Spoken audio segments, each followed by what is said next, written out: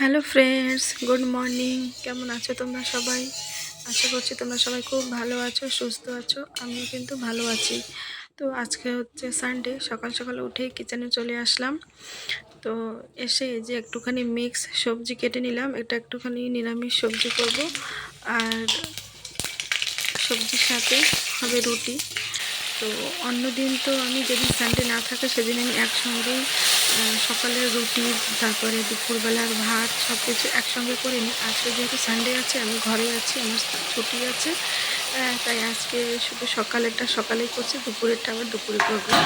তো এখানে এই যে আমি আটাটা মেখে রেখে দিয়েছি সাইডে, রুটি করে নেব।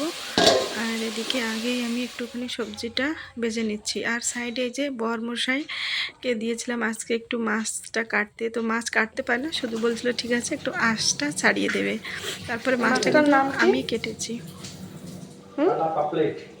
পামপ্লেট, কালো পামপ্লেট মাছ। এটাই যে কে কে চেনো তোমরা? আমি তো ভালো লাগে দেখতে, কালো পামপ্লেট। তো মাছটা কাটার পর এই যে এখন একটুখানি মাছও ভেজে নিচ্ছি। বর বলছিল যে একটুখানি মাছও ভাজা করো সবজির সঙ্গে, মাছ ভাজা আর সবজি দিয়ে আজকে সকালবেলা রুটিটা খাবো। তাই একটুখানি ঝটপট করে এখানে মাছটা ভেজে নিচ্ছিলাম। তো আমার মাছ ভাজাও এদিকে হয়ে গেছে, রুটিও হয়ে গেছে, আর সবজি হয়ে গেছে। এখন প্লেট সাজিয়ে নিয়েছি, এখানে মাকে আর আমার বরমশাইকে দিয়ে দিচ্ছি প্লেট। তোমাদের কেমন লাগলো জানাবে। Tata, bye bye.